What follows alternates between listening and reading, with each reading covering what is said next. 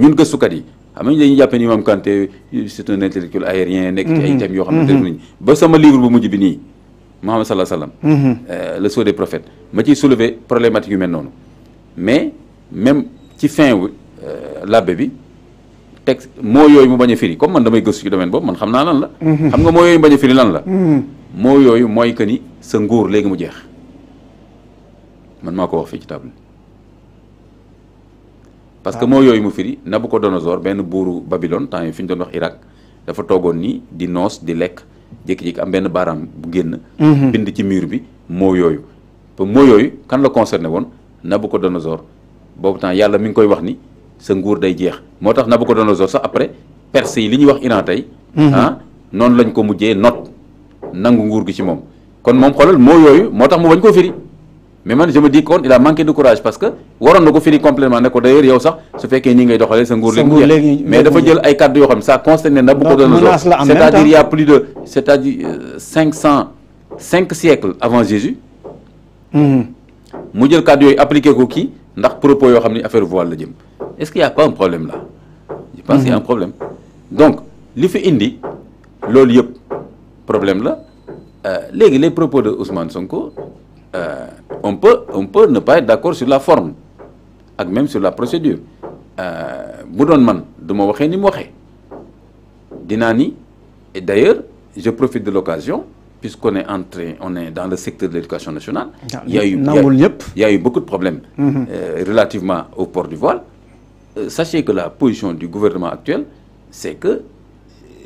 au Sénégal il n'est pas autorisé à une école d'interdire d'exclure une fille qui porte le voile parce que notre constitution ne le permet pas etc bu doon moon xëy na noonu lay waxee ba pare je vais demander au ministre de l'éducation nationale de faire un circulaire pour le rappeler à toutes les écoles au Sénégal te tamit xoolal le prêtre encore waxaat na benn menace parce que ci biir texam mi ngi wax ne kon année prochaine faillite dina am na fu mu koy wax ne ça montre que année prochaine affaire yi dina tàng bon écoute donc je n'ai peut-être pas dit forcément le premier ministre ni mu ko waxee mais en même temps aussi on ne peut pas nier le fait que ce problème-là est un grand problème qui n'est pas réglé gis nañ si école bi nekk fii sax parce que indi na problème bu rëy effectivement chaque année problème boobu dafa nekk récurrent donc je trouve qu'un gouvernement responsable doit le régler définitivement su ko defee école yi ko nangu xam ne nii la ku ko nanguwul nga tëj sa école mais doo dàq benn jeune fille parce que dafa sol le voile léegi beneen contradiction bi aussi mooy comme ni mu ko waxee le texte du prêtre ne répond pas à la question fondamentale muy du wax ay Jésus bi kii di nga fa tuuti alxuraan fin au régime bi ça n'a rien à voir avec une question de est-ce que une jeune fille voilée au Sénégal peut être exclue dans une école ou non loolu rek mooy question bi et maintenant au Sénégal non voilà en Angleterre non en Allemagne non peut-être France oui etc aux États-Unis non maintenant léegi buñ ñu importer fii un problème français que les écoles privées chrétiennes yi koy def fii bañ ñu importer un problème français loolu rek mooy question bi c'est un problème français c'est pas un problème au Sénégal qu'une jeune fille rentre dans n'importe quelle école d'ailleurs sax am na ñoom fu ñuy wax ne oui am na école yoo xam ne aussi dañuy tere koo xam ni voilé wul mais d'abord lu ci seen yoon ci ku voilé wul mais de toute façon loolu tam je suis d'accord warul am benn école boo xam ni dañuy interdire benn xale bu jigéen lu dul mu sol loo xam ne c'est très très indécent mais même direction yi sax même ci palais de la justice man dem naa couvrir benn procès xale bu jigéen bi sol pantalon bi nga xam ne wala ay kii ni dañ ko mujjee dàq ci bi la taxaw ñu dàq ko dafa mujjee indécence waaw mais du question que mu woddu doo ko dugg ak loolu voilà dooy am tenue de ville même tey jii boo demoon tey boo amee audience kii nii du n'importe quelle tenue nga fay duggee donc loolu c'est connu donc amalgame yooyu prêtre bi def et cetera beneen question bi aussi moom day wane ni voile maanaam kenn du ko jàngal chrétiens yi parce que chrétiens yi xam nañ ko avant les religions depuis 2000 ans mais ça c'est le problème chrétien là les propos du Premier ministre ne concernent pas ça le Premier ministre ne rentre pas dans l'évangile éducation nationale droit où une jeune fille à porter le voile et aller dans n'importe quelle école qui est une école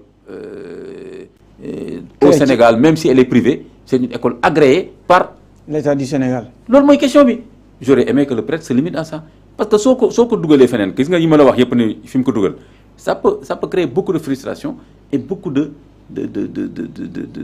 tension inutile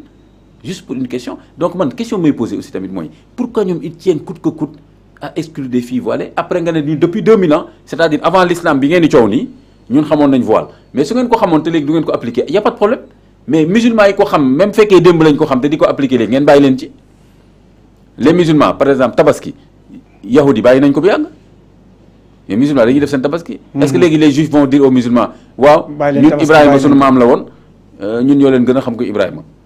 bu leen waane lu fii di tabaski. au contraire l'ambassadeur d'Israël sax daf ciy profité wutaal ay xar di jox jullit naan leen la. ce que j'ai appelé les moutons d'Isaac. Donc la lettre du prêtre est extrêmement décalée et peut être source de conflit. mais Sénégal la nekk heureusement et d'ailleurs souvent bu ñuy wax ñoom dañoo yaru extra je dis mais écoute Touré dans un pays boo nekkee minorité am jàmm c'est que tam majorité boobu tamit may nañ la jàmm. loolu tam bëgg naa suñu mbokk chrétiens yi bàyyi ci xel bu baax a baax et que aussi le fait que mu am ay musulmans yoo xam ni seen comportement xaw na doy waar c'est pas une raison pour généraliser. wala wax nañu religion entière wala kii nii mais écoute kilifa jullit yi am yar ak teggin ak ñoo bari te wan leen ko sax ñooma wan leen ko mais église am na fi ay questions yu fi amoon yu bari yoo xam ni depuis Senghor même depuis la colonisation note bu ñu note ay kilifa diine jullit ak ay population yoo xam ne église waxuñu parce que église c'était le bras d'évangélisation de la colonisation bu ñu dugal ci détail yooyu. surtout ak. Senghor ay temps fi tëj na fi ay imam ay kii bëri bëri yoo xam ne c'est pas forcément qu'il avait raison ajjuma Senghor bëgg na ko fi interdit te pourtant droit jullit la am na fête yu bëri yoo xam ne bi mu fi amee yàggul kañ nañu am fête tabaski korité fête kii nii temps Senghor Noël lañ xamoon kii nii te pourtant minorité lañ fi woon. foncier yu bëri yi fi nekk nii jox nañ ko chrétiens yoo xam ne minorité lañ fi ñu jox leen ci yu bëree bëri et cetera donc le prêtre lettre am boobu dañ ko seet ñun dinañ ko jàngat bu baax a baax et avec le recul répondre si sur le fond maintenant muy man muy keneen mais li ma ko reproché mooy que déjà le problème mooy les propos de Ousmane Sonko mu neex la mu naqari la c'est quelqu'un qui avait la prérogative pour en parler parce que actuellement il préside un gouvernement. Et le secteur de l'éducation relève de ses prérogatives mu ne am na affaire bu fi amoon léegi ñun dootuñu nangu mu demee noonu. te temps bi mu ko def sax baax na parce que déjà dañu doon dugg ci année scolaire loolu di am mais lii ci vacances la ko annoncé. voilà donc comme ça ñëpp jël seen disposition. voilà commencé nañu waxtaan balaa ñëpp jël seen disposition. léegi kon moom il aurait juste dit mooy li ma wax li ma comprendre ba tey quel est leur problème pourquoi forcément ñoom ñu bëgg a exclure une jeune fille sol voile te duñ la expliquer jamais. man loolu xeex naa ci affaire exclusion ñëpp gis nañ sa page Facebook lu nekk waxoon naa ko ci. mais pourquoi ñoom ba tey duñ la wax lu tax ñu bëgg a exclure fii yooyu moo tax il reste que l'hypothèse de l'importation parce que chaîne école yooyu yu ci bëri elles dépendent. waaw mais ci kaw la directement. elles dépendent d'écoles chrétiennes. qui ont leur siège en France. ñoom ñoo def ay seen circulaire. wax na léegi partout dans le monde suñu école jeune fille voilée dafa dugg. waaw voilée dafa dugg France moom abaya déjà booy jullit. abaya problème mu France la mun na muur say cër. problème dugg ci école yi. problème mu France la. léegi jullit yi ñu dàq foofu seen école du musulmans yi pourtant taaluñu fa guerre. ils sont obligés de le faire ah. waaw léegi nag. léegi ñoom ñooy seen constitution moo leen ko may ñun tam nañu bàyyi. mais justement dans un pays laïque. waaw mais justement France bu ñu sañee dàq les filles voilées ah c'est leur pays qui est organisé comme ça.